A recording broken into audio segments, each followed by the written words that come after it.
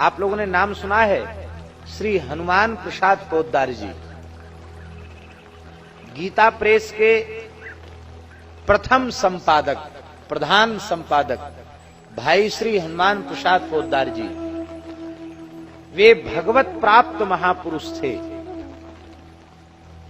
भगवान का साक्षात दर्शन उन्हें एक बार दो बार नहीं, कई बार प्राप्त हुआ।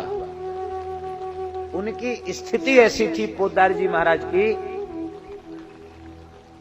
उनकी गृहिणी भोजन लेकर आई, थाली सामने रखी है, भाई जी का नाम स्मरण करते करते भगवान की लीला में डूब गए, समाधि लग गई। माताजी पंखा लेकर बैठी हैं, पूरा दिन हो गया बैठे बैठे, पूरी रात हो गई, 24 घंटे तक भाई जी की समाधि लगी रही। कहां तक है, शौचालय में गए, वहां लीला चिंतन शुरू, वहां समाधि लग गई। कथा कहने बैठे, समाधि लग गई।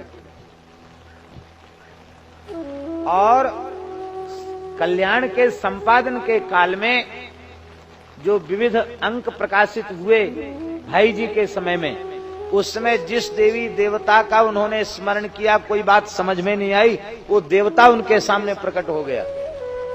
महर्षि अंगिरा और देवर्षि नारद उनको सत्संग देने पधारे। उनके जीवन के तमाम ऐसे प्रसंग हैं। आप लोगों ने नाम सुना होगा श्री राधा बाबा का। राधा बाबा प्रेम में व्याकुल होकर वृंदावन जाना चाहते थे। भाई जी से बोले हम वृंदावन जाएंगे। भाई जी ने कहा आपकी अवस्था ऐसी नहीं जो आप वृंदावन जा सको। दिन रात रोना गाना तड़फना, मूर्छा में चले जाना, ये तो आपकी दशा है। आपको वहां संभालेगा कौन? आप यहीं रहकर भजन साधन करो। बोले नहीं, आपने कई बार मने कर दिया, अब हम नहीं मानेंगे, हम जरूर जाएंगे। कहा सुनी हो गई। महात्मा भी हठी स्वभाव के होते हैं। महात्मा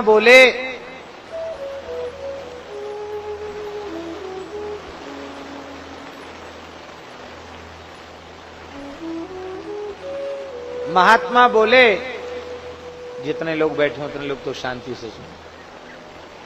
महात्मा बोले कि आप हमको भेजेंगे नहीं तो क्या हम वृंदावन नहीं जा पाएंगे? पैसा छूते नहीं थे राधा बाबा। आप टिकट नहीं कराएंगे, यही तो करेंगे आप। किसी व्यक्ति को साथ नहीं भेजेंगे, यही तो आप करेंगे। हम पूछ लेंगे वृंदावन किधर है, हम पैदल पैदल चले जाएंगे। भाई जी ने मुस्कुरा कर कहा चलो हम भी देखते हैं आप कैसे जाते हैं, जाके देखिए।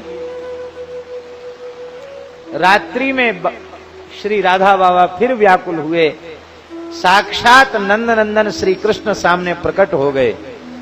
अब प्रकट होकर के कहा बाबा रो क्यों रहे हो, वृंदावन के लिए रो रहे हो?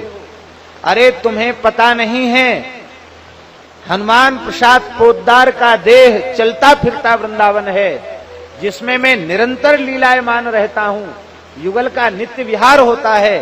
हनुमान प्रसाद पोद्दार का हृदय चिद वृंदावन है और उसमें मेरा नित्य विहार होता है। चलते फिरते वृंदावन को छोड़कर वहां जाना चाहते हो? ठाकुर जी कह के अंतर्धान हो गए।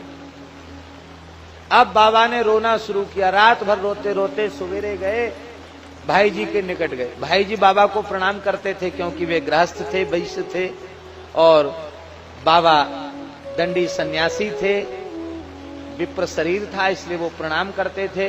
बोले भाई जी अब आप प्रणाम मत करें। क्यों? बोले अब समझ में आया लोग आपको महाराज क्यों कहते हैं। लोग श्री पोद्दार जी को कहते थे श्री पोद्दार महाराज, आपको लोग महाराज क्यों कहते, आज समझ में आ गया। आप महान राज छिपाकर बैठे हैं, इसलिए आपको लोग महाराज कहते हैं।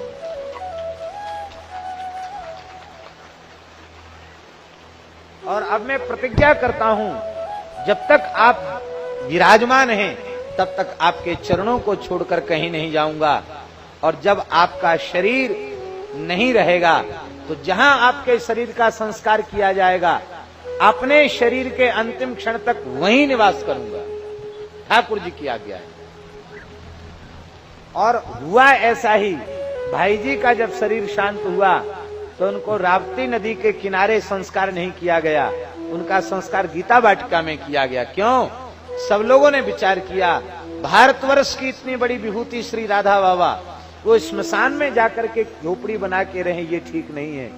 क्योंकि बाबा की प्रतिज्ञा है, भाई जी के शरीर का संस्कार जाऊंगा वहीं जीवन भर निवास करूंगा। तो बाबा की कुटिया के ठीक सामने उनका संस्कार किया गया, परिसर के भी।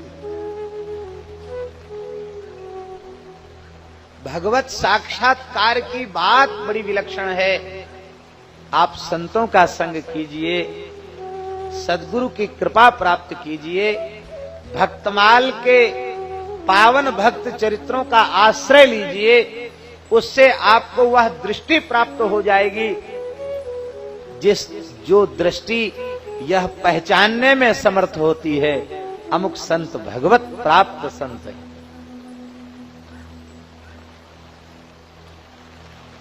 एक व्यक्ति ने जाकर श्री हनुमान प्रसाद पोद्दार जी से पूछा, बोला भाई जी हमने सुना है आपको भगवान श्री कृष्ण का साक्षात दर्शन हो गया, आप इसके संबंध में क्या कहना चाहेंगे?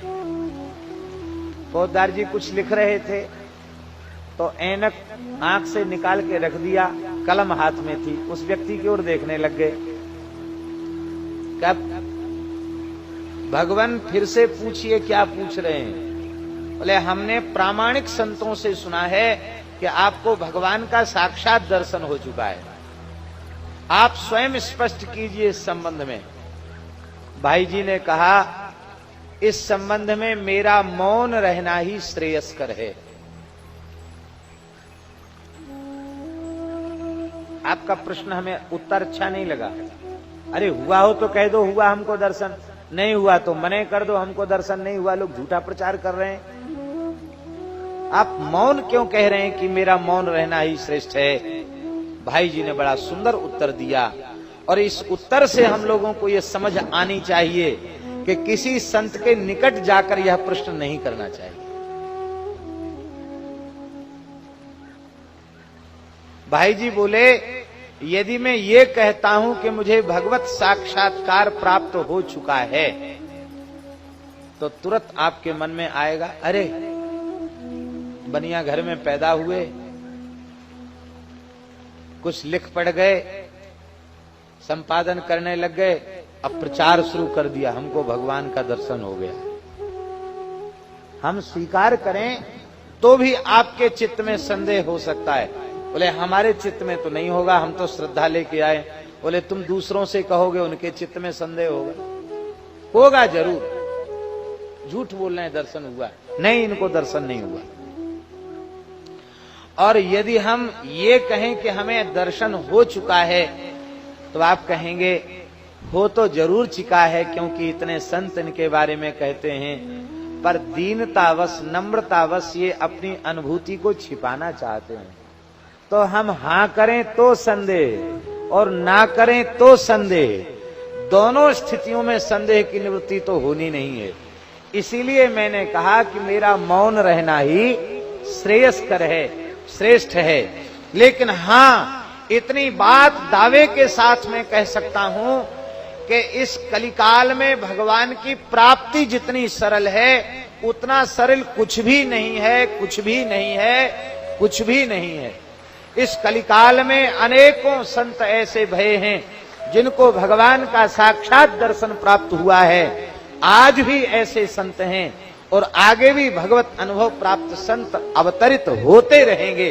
इसको मैं विश्वास पूर्वक कह सकता हूं, और यह भी कह सकता हूं कि आप चाहो तो आपको भी प्राप्त होंगे।